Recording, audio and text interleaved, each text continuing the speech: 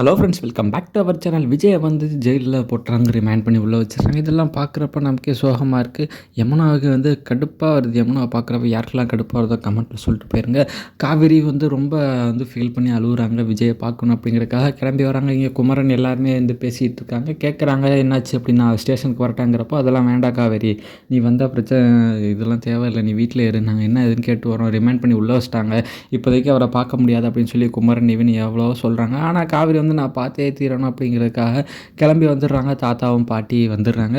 வந்துட்டு அவங்களும் வக்கீலை வச்சு பேசுகிறப்போ அவங்களும் சொல்கிறாங்க, இந்த மாதிரி நடந்துச்சு சார், அவர் இருந்திருந்தால் எல்லாம் பண்ணியிருக்கலாம், இந்த மாதிரி நடந்துச்சு, அதனால் எதுவும் பண்ண முடியாது அப்படிங்கிறப்ப சொல்கிறாங்க. அதை தாத்தா வந்து வெளில சொல்கிறாங்க, ஏன் சார் இந்த மாதிரிலாம் சொன்னீங்க, அவன் அப்போயே போயிருந்தானா நேற்றுக்கு இந்த பிரச்சனை வந்திருக்காதுங்கிறப்போ தாத்தாவும் சொல்கிறாங்க, இல்லைம்மா அவன் அப்போவே போயிருந்தானா பசுபதியை அவங்க மாமா வச்சு ஏதோ பண்ணி பசுபதியை வந்து விஜய் வந்து எதோ வேணால் பண்ணியிருக்கலாம், அப்புறம் விஜய்க்கு தான் பிரச்சனை, இவர் சொல்கிறதும் கரெக்டு தானே அப்படிங்கிறப்போ நானும் எவ்வளோ முயற்சி பண்ணுறேன் மேடம், அதெல்லாம் பார்த்துக்கலாம் அப்படிங்கிற மாதிரி வந்து பாட்டிகிட்டையும் சொல்லிகிட்டு இருக்காங்க. காவேரி வந்து பேசுகிறாங்க. பாட்டி இந்த வார்த்தை சொல்லிடுறாங்க, நீ எப்போ விஜய் வாழ்க்கையில் வந்தியோ அப்போலேருந்தே உனக்கு பிரச்சனை தாண்டி அப்படிங்கிற மாதிரி சொல்லிடுறாங்க. அவங்களும் ரொம்ப ஃபீல் பண்ணுறாங்க. தாத்தாவும் ஏன் எதுக்கு இப்படிலாம் பேசிகிட்டு இருக்கு அப்படின்னு சொல்லி தாத்தாவும் திட்டுறாங்க. அப்புறம் கொஞ்சம் ஆறுதலாக பேசுகிறாங்க. அவள் பேசுகிறதெல்லாம் கண்டுக்காதாமா அப்படின்ட்டு.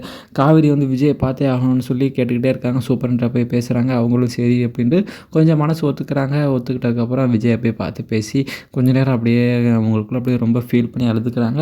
அப்படியே அந்த கம்பியை பிடிச்சிக்கிட்டு அப்படியே நெத்தியோட நெத்தி வச்சுக்கிட்டு அப்படியே ரொம்ப ஃபீல் பண்ணி அழுகுறாங்க.